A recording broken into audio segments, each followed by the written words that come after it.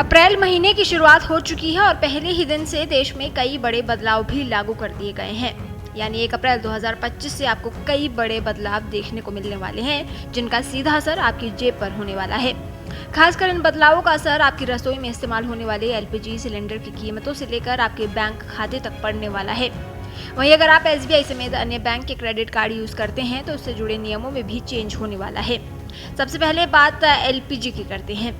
1 अप्रैल 2025 को oil and gas marketing कंपनियों ने एलपीजी सिलेंडर प्राइस में संशोधन करते हुए कटौती की है।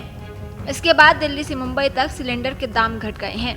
IOCL की वेबसाइट के मुताबिक 19 किलो वाले कमर्शियल गैस सिलेंडर के दाम घटाए गए हैं और दिल्ली में ये 41 रुपए जबकि कोलकाता में 44.5 रुपए तक सस्ता हो गया है। हालांकि इस बार भी किलोग्राम वाले घरेलू गैस सिलेंडर की कीमतों में कोई बदलाव नहीं किया गया है। वहीं टैक्स से जुड़े बड़े बदलाव भी 1 अप्रैल से लागू हो गए हैं। बजट 2025 में मिडिल क्लास को राहत देते हुए सरकार ने कई बड़े ऐलान किए थे, जिसमें टैक्स स्लैब में बदलाव से लेकर टीडीएस, टैक्स रिबेट और अन्य चीजें शामिल थी। वहीं पुराने इनकम टैक्स एक्ट 1961 की जगह पर नए इनकम टैक्स बिल का प्रस्ताव रखा था। ये सभी बदलाव 1 अप्रैल 2025 से प्रभाव में आ गए हैं। नए टैक्स स्लैब के तहत सालाना 12 लाख रुपए तक कमाने वाले व्यक्तियों को टैक्स का भुगतान करने से छूट दी जाएगी। इसके अलावा सैलरी पर्सन 75,000 रुपए की स्टैंडर्ड डिडक्शन के लिए पात्र होंगे। इसका मतलब है कि 12,75,000 रुपए की इनकम अब टैक्स से मुक्त हो गई है। हालांकि ये छूट केवल उन लोगों पर लागू होती है जो नया टैक्स विकल्प चुनते हैं।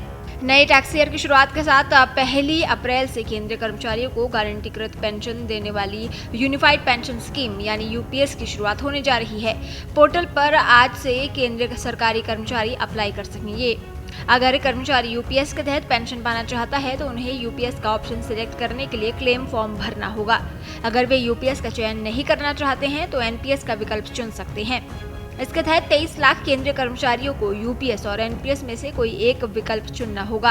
केंद्र सरकार यूपीएस विकल्प चुनने वाले सभी कर्मचारियों के बेसिक सैलरी और महंगाई भत्ते का अनुमानित 8.5% अतिरिक्त अंशदान भी प्रदान करेगी।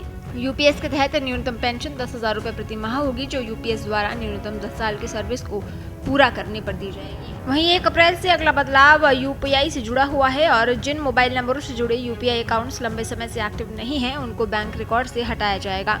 अगर आपका फोन नंबर यूपीआई ऐप से जुड़ा है और आपने लंबे समय से इसका इस्तेमाल नहीं किया है तो इसकी सेवाएं बंद की जा सकती हैं। इसके साथ ही 1 अप्रैल से क्रेडिट कार्ड के नियमों में भी बदलाव हो रहा है, जो इन पर मिलने वाले रिवॉर्ड से लेकर अन्य सुविधाओं पर असर डालेंगे।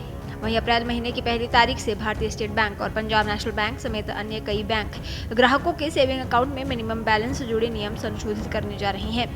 बैंक द्वारा अकाउंट होल्डर के मिनिमम बैलेंस के लिए सेक्टर वाइज आधार पर नई लिमिट तय होगी और न्यूनतम बैलेंस खाते में न होने की स्थिति में फाइन लगाया जा सकता है।